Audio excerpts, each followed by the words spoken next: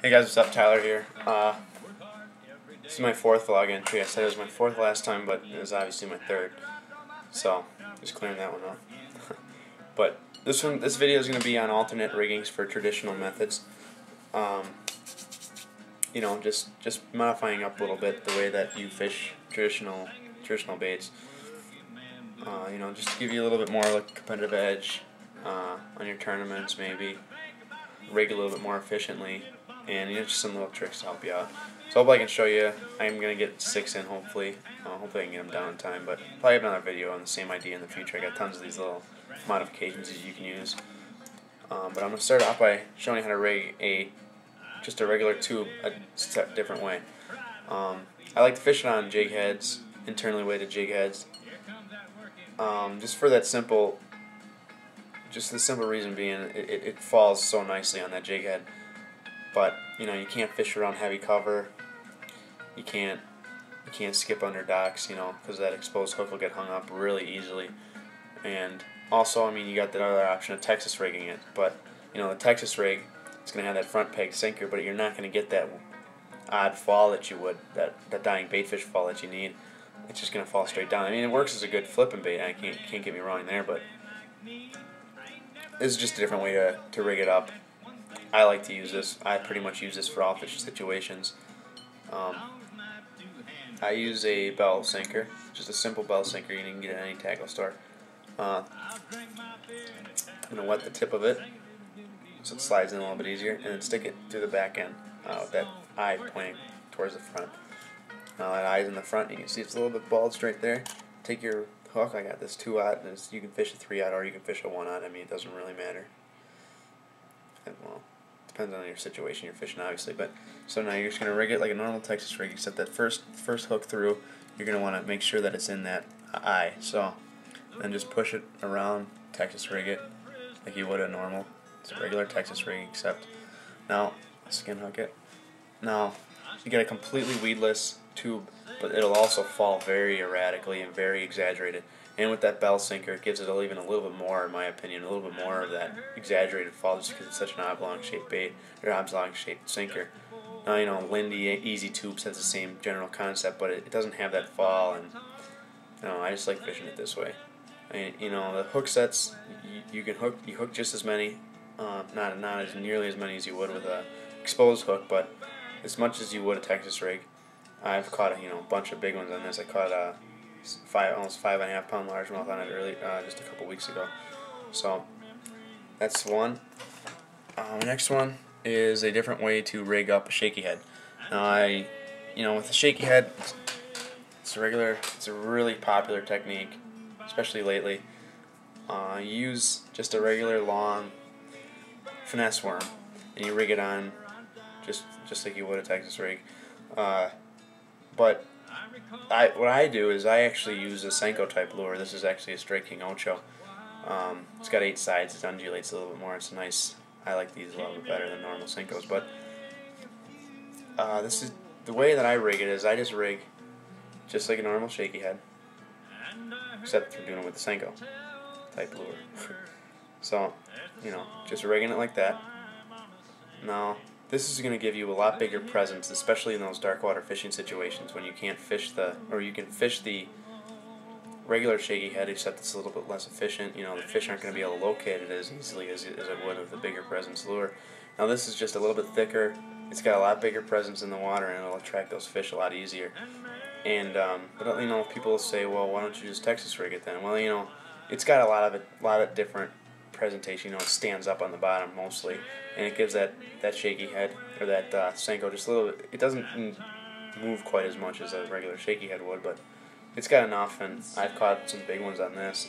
But it's a really good dark water technique, especially. So there's another one. Now this next one is just a way to turn this into a jig trailer. A lot of people know this, especially like hardcore jig fishermen. Probably seen it, heard it, used it even. I like to use this a lot in Wisconsin, except not quite this big. I'm just showing this size of a brush hog just so I can demonstrate it a little bit better. I use a baby brush hog for my jig trailers and trailers, but you can get the same idea. So what I like to do is you can cut off at the top here, You can also cut below these, but I'll just show you at this top just to give you a better idea on how big a presence you can get with this lure. Now you do that. You cut up the flaps up towards the body of the bait so that it cuts them in two. Okay, now these are going to make it look like pinchers, you know, on the claws of the crawfish. Now you take your jig head, or your jig, I got a 3/4 ounce football head jig here, and you're just going to thread it on like a traditional trailer. Alright, so threading it on.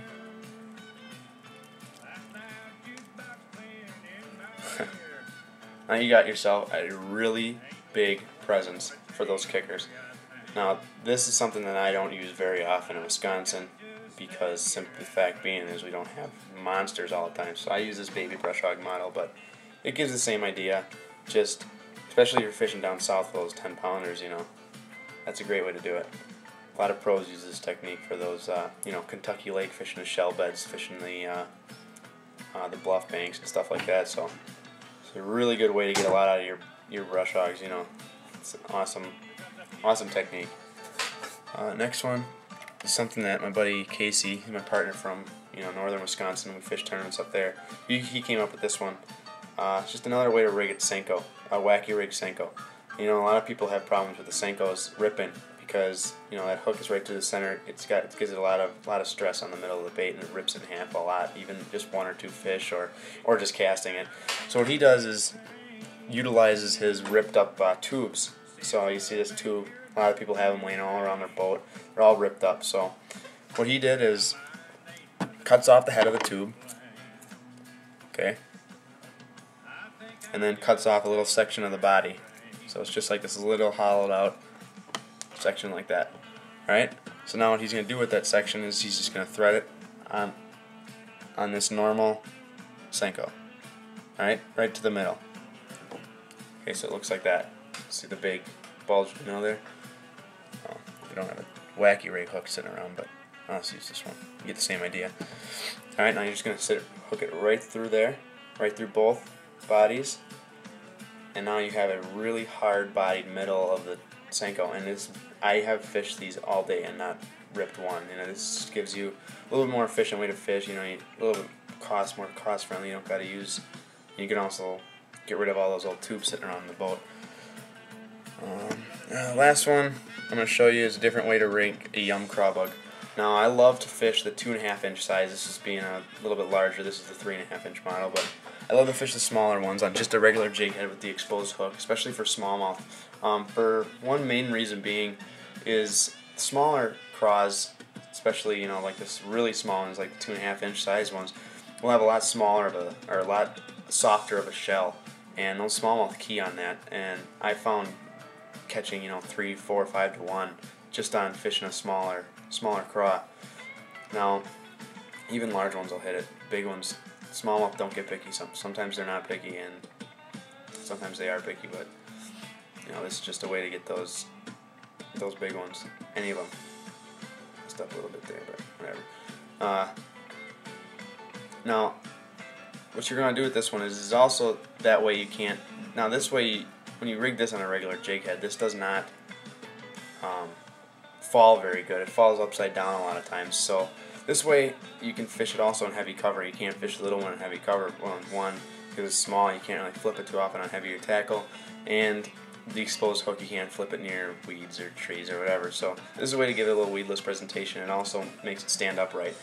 Now what you do is you're going to get I got this 4-aught. It's a really heavy hook, and you're going to hook it, start off with the hook point coming towards, so like this.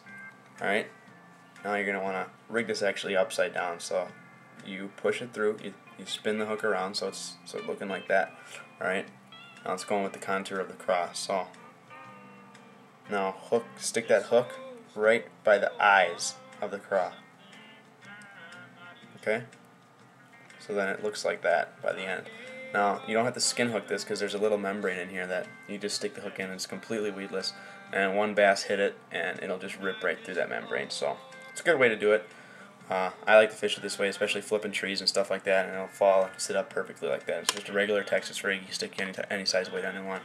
But that's it. I'm gonna get going. Subscribe to my stuff. Any questions, post them down there. Keep watching. Thanks a lot for watching, and I'm gonna get going. Peace out.